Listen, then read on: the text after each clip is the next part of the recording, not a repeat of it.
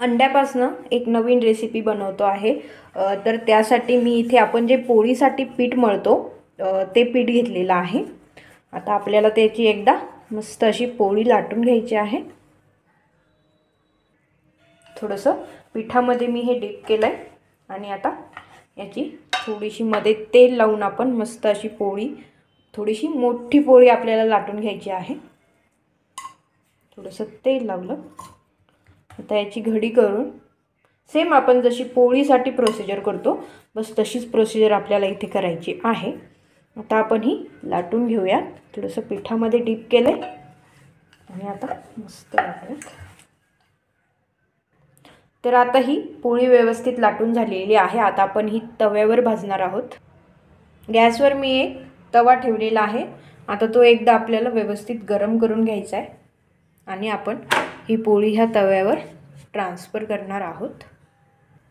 आता ही पोळी एक साइड व्यवस्थित भाजून झालेली आहे आणि आता आपण ह्या पोळीवरती इथे मध्यभागी मी इथे एक अंडा फोडून घेतलेला आहे। त्याचा पिवळा बल्ब घेतलेला नाहीये। गॅस कमी ठेवूया।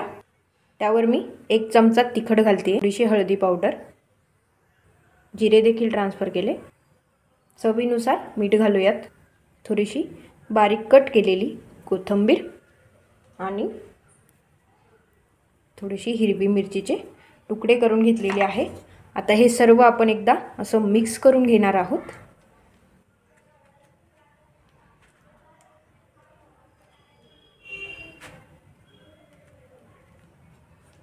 हे असं एकदा व्यवस्थित मिक्स झाल्याच्या नंतर आपण आता ह्या पोळीची अशी घडी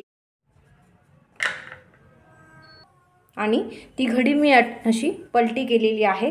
आता आपण याला वरतून थोडंसं तेल लावूया आणि साइडने देखील थोडंसं तेल सोडणार आहोत। तुम्ही तेलाऐवजी बटर देखील इथे वापरू शकता। दोन्ही साइडने व्यवस्थित आपण हिला आता भाजून घेणार आहोत।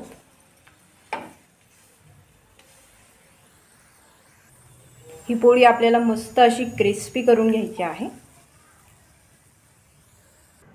तर इकडे ही मस्त अशी तयार झालेली आहे। आता आपण हिला मधून असं कट करून घेऊया। वाव, मस्त क्रंची झालेली आहे। मस्त असं 4 भागामध्ये आपण हिला कट करून घेणार आहोत। तर अशी ही कट करून झालेली आहे। यावरती थोडीशी स्नॅक्स म्हणून ही पोळी नक्की ट्राय करू शकता। तर तुम्ही बघू शकता मध्ये देखील ही पूर्ण प्रकारे अशी मस्त सँडविच सारखी तयार झालेली आहे। तुम्हाला जर माझी रेसिपी आवडली असेल तर चॅनलला लाईक, शेअर आणि सबस्क्राईब करायला विसरू नका। थँक्यू।